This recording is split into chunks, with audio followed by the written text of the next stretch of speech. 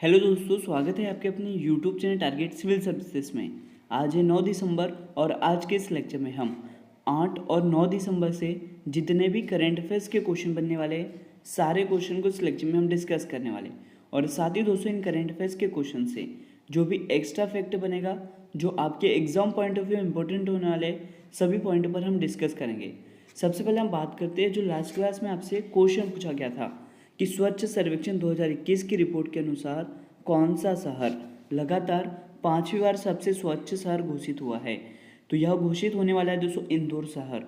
यहाँ पे correct answer क्या हो जाएगा? Option third. तो दोस्तों मैं आपको बता दूं कि केंद्र सरकार के वार्षिक स्वच्छता सर्वेक्षण में इंदौर को लगातार 5वीं बार सबसे स्वच्छ शहर घोषित किया गया है। यहीं भी हम दूसरे स्थान की बात करें तो यह सूरत का है और तीसरा जो स्थान है दोस्तों वह विजयवाड़ा का है। तो आपको याद रखना है यहाँ पे करेक्ट आंसर क्या हो गया? Option third, Indore. और दोस्तों मैं आपको बता दूं कि ये जो इंदौर शहर है यह कौन से राज्य में स्थित है? तो मध्य प्रदेश राज्य में स्थित है। और अब दोस्तों बात करते हैं जो लास्ट क्लास में हमने क्वेश्चन किए थे उनके रिविजन की। फर्स्ट क्वेश्चन था कि रिजर्व बैंक ऑफ इंडिया की रिपोर्ट के अनुसार देश का सबसे बड़ा मैन्युफैक्चरिंग हब कौन सा राज्य बना है? तो यह बन गया दोस्तों गुजरात। यहाँ पे करेक्ट आंसर हो जाएगा ऑप्शन थर्ड। अगला क्वेश्चन था कि हाल ही में आयोजित डेविस कप का जो खिताब है वो किसने जीता है? इस खिताब को जीता दोस्तों रूस ने। यहाँ पे राइट आंसर हो जाएगा ऑप्शन थर्ड। नेक्स्ट क्वेश्चन था कि हाल ही में किस देश ने जूनियर हॉकी विश्व कप 2021 जीत लिया है? तो यह जीता है दोस्तों अर्जेंटीना ने। यहाँ पे करेक्ट आंसर है ऑप्शन फोर। हाल ही में किस केंद्रीय मंत्रालय द्वारा श्रेष्ठ योजना को लॉन्च किया जाएगा? तो यह लॉन्च किया गया है दोस्तों सामाजिक न्याय और अधिकारिता मंत्रालय द्वारा। यहाँ पे करेक्ट आंसर है ऑप्शन थर्ड। अगला क्वेश्चन है कि 100% कोविड-19 टीकाकरण करवाने वाला देश का पहला राज्य कौन सा बन गया है? यह बन गया है दोस्तों हिमाचल प्रदेश। यहाँ पे राइट आंसर हो जाएगा ऑप्शन टू। नेक्स्ट क्वेश्चन है कि हाल ही में न्यूजीलैंड के किस बॉलर ने एक ही पारी में सभी 10 विकेट लेने वाले विश्व के तीसरे खिलाड़ी बन गए हैं? तो इनका नाम है दोस्तों एजाज पटेल। और आप देख सकते हो ये है एजाज पटेल जिन्होंने यह कारनामा कर दिखाया है। करेक्ट आंसर क्या हो गया यहाँ पे? Option one. अगला क्वेश्चन दोस्तों कि हाल ही में किन दो देशों के बीच एक्वेरियन अभ्यास आयोजित किया गया है? तो यह आयोजित किया है दोस्तों भारत और मालदीव के बीच। यहाँ पे करेक्ट आंसर हो जाएगा ऑप्शन टू। अगला क्वेश्चन है दोस्तों कि महापरिनिर्वाण दिवस निम्न में से किस दिन मनाया जाता है? तो यह मनाया जाता है दोस्तों 6 दिसंबर को। यहाँ पे करेक्ट आंसर हो जाएगा ऑप्शन फोर।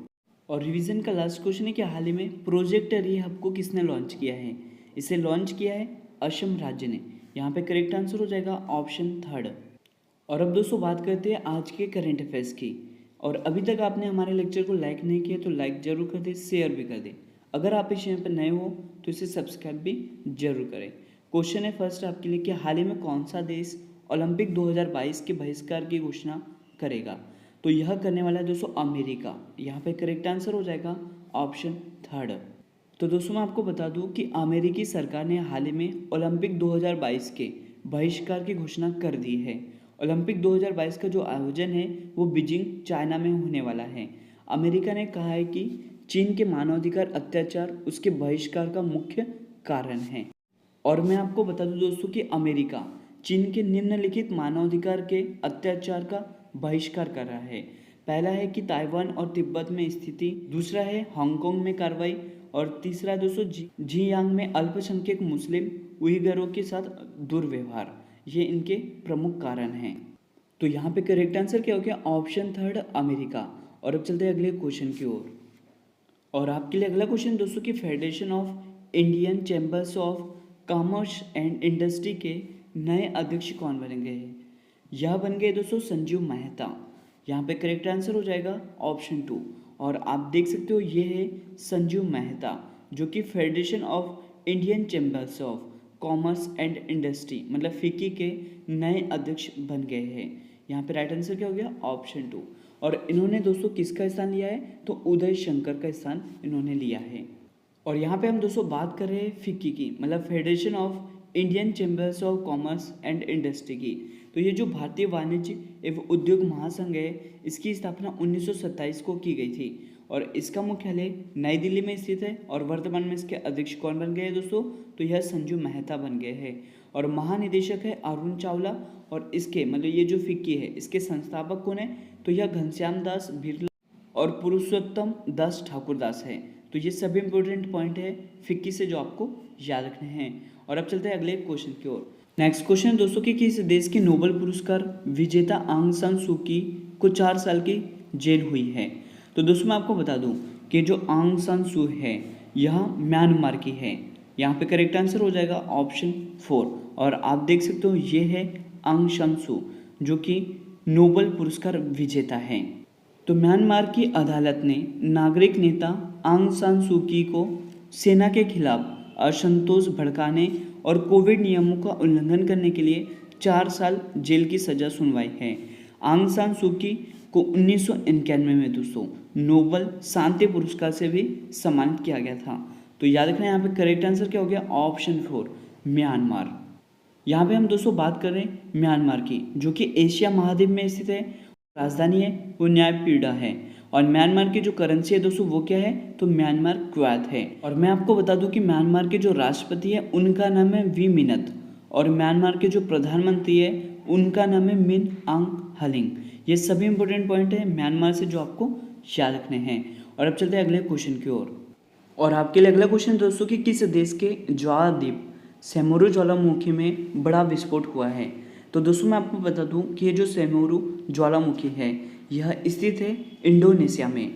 यहाँ पे करेक्ट आंसर हो जाएगा ऑप्शन 4। यहाँ पे हम दोस्तों बात करें वॉल्केनो मतलब ज्वालामुखी की। और दोस्तों मैं आपको बता दूं कि विश्व का जो सबसे सक्रिय ज्वालामुखी है उसे लामू कहते हैं। यह हवाई द्वीप अमेरिका में स्थित है। यहीं पे हम बात करें स्ट्रोम्बोली ज्वालामुखी की जो कि मध्य सागर का प्रकाश स्तंभ इसे कहते हैं। और विश्व का जो सबसे ऊंचा ज्वालामुखी है वो माउंट कोटोपैक्सी है। लंबे समय तक अगर शांत रहे विस्फोट होने वाले ज्वालामुखी की बात करें तो उसे दोस्तों प्रक्षुब्ध ज्वालामुखी कहते हैं। और बेरनद्वीप भारत का एकमात्र सक्रिय ज्वालामुखी मतलब एक्टिव वॉल्केनो है। और विश्व का जो सबसे विशाल ज्वालामुखी है वो कौन सा है? तो यह मौना लोआ है जो कि हवाई द्वीप में स्थित है। और अब चलते हैं अगले क्वेश्चन की ओर। और आपके लिए अगला क्वेश्चन दोस्तों कि हाल ही में किस देश के राष्ट्रपति ने भारत का दौरा किया है? तो यह दौरा किया था दोस्तों रूस के राष्ट्रपति व्लादिमीर पुतिन ने। यहाँ पे करेक्ट आंसर है ऑप्शन 2। तो दोस्तों मैं आपको बता दूं कि 6 दिसंबर 2021 को रूस के राष्ट्रपति व्लादिमीर पुतिन ने भारत का दौरा किया। उन्होंने अपने समकक्ष नरेंद्र मोदी के साथ 21वें भारत और रूस शिखर सम्मेलन में भाग लिया था। और ये जो 21वां भारत और रूस वार्षिक शिखर सम्मेलन है इसका जो आयोजन है वो कहाँ पर हुआ था दोस्तों? तो यह नई दिल्ली में हुआ था। और इस शिखर सम्मेलन में दोस्तों रक्षा मामलों सहित कई महत्वपूर्ण मामलों पर चर्चा हुई है। रूसी राष्ट्रपति व्लादिमीर पुतिन ने प्रधानमंत्री नरेंद्र मोदी को S-400 एयर डिफेंस सिस्टम का मॉडल भेंट किया है। और इसके साथ ही दोस्तों AK-203 असॉल्ट राइफल सौदा मुख्य आकर्षण रहा है। मैं आपको बता दूं इसका जो आयोजन स्थल है वो याद रखना है, यह नई दिल्ली में है। और यह कौन सा संस्करण था? तो 21वां संस्करण था। और अब चलते हैं दोस्तों अगले क्वेश्चन की ओर। और आपके लिए अगला क्वेश्चन दोस्तों कि भारतीय राष्ट्रीय राजमार्ग प्राधिकरण मतलब national highway authority of India की नई अध्यक्ष कौन बनी है? तो यह बन गई दोस्तों अलका उपाध्याय। यहाँ पे करेक्ट आंसर हो जाएगा ऑप्शन 2। तो दोस्तों मैं आपको बता दूं कि अलका उपाध्याय भारतीय राष्ट्रीय राजमार्ग प्राधिकरण की नई अध्यक्ष बनी है। तो दोस्तों मैं आपको बता दूं कि भारत में जितने भी नेशनल हाईवे है उसे रेगुलेट कौन करता है? तो भारतीय राजमार्ग प्राधिकरण द्वारा इसे रेगुलेट किया जाता है। भारतीय राजमार्ग प्राधिकरण है इसकी स्थापना 1995 को की गई थी और इसका मुख्यालय नई दिल्ली में स्थित है। और इसके अध्यक्ष कौन है? तो यह अलका उपाध्याय है। तो यह सभी इंपोर्टेंट पॉइंट है दोस्तों भारतीय राष्ट्रीय राजमार्ग प्राधिकरण से जो आपको याद रखना है। यहाँ पे याद रखना है आपको कि ये जो भारतीय राष्ट्रीय राजमार्ग प्राधिकरण है इसकी नई अध्यक्ष कौन बन गई है? तो यह बन गई है अलका उपाध्याय। और अब चलते हैं अगले क्वेश्चन की ओर। और आपके लिए अगला क्वेश्चन दोस्तों कि मिस ट्रांस ग्लोबल यूनिवर्स 2021 का खिताब जीतने वाली पहली भारतीय कौन बनी है? यह बन गई दोस्तों श्रुति सितारा। आपके लिए अगला क्वेश्चन दोस्तों कि मिस ट्रांस ग्लोबल यूनिवर्स 2021 का खिताब जीतने वाली पहली भारतीय महिला कौन बनी है? तो यह बन गई दोस्तों श्रुति सितारा। यहाँ पे करेक्ट आंसर हो जाएगा ऑप्शन 3। तो 1 दिसंबर 2021 को केरल की एक ट्रांसजेंडर महिला ने इतिहास रच दिया है। और ये ऐसा कारनामा करने वाली दोस्तों वाली भारतीय है जिन्होंने यह उपलब्धि हासिल की है। तो नाम याद रखना है आपको, श्रुति सितारा, जो कि मिस ट्रांस ग्लोबल यूनिवर्स 2021 का खिताब जीतने वाली पहली भारतीय बनी है। और अब चलते हैं दोस्तों अगले क्वेश्चन की ओर। आपके लिए अगला क्वेश्चन है दोस्तों कि सशस्त्र सेना झंडा दिवस हर साल किस दिन भारत में मनाया जाता है। तो यह मनाया जाता है दोस्तों 7 दिसंबर को। यहाँ पे करेक्ट आंसर हो जाएगा ऑप्शन थर्ड। तो सशस्त्र सेना झंडा दिवस हर साल 7 दिसंबर को भारत में मनाया जाता है। सैनिक किसी भी देश की सबसे बड़ी संपत्ति में से एक होते हैं और वे दोस्तों देश को सुरक्षित और अखंड बनाए रखने में महत्वपूर्ण भूमिका भी निभाते हैं। गौरतलब बात यह है कि दोस्तों कि भारत में साल 1949 से सशस्त्र सेना दिवस हर साल 7 दिसंबर को ही मनाया जा रहा है और हम यह दिन उन सैनिकों को सम्मानित करने के लिए मनाते हैं जिन्होंने देश के सम्मान की रक्षा के लिए सीमा पर बहादुरी से जंग लड़ी है। तो याद रखना यहाँ पे करेक्ट आंसर क्या हो गया, ऑप्शन थर्ड 7 दिसंबर। और आपके लिए अगला क्वेश्चन दोस्तों कि गाम्बिया देश के फिर से राष्ट्रपति कौन बने हैं।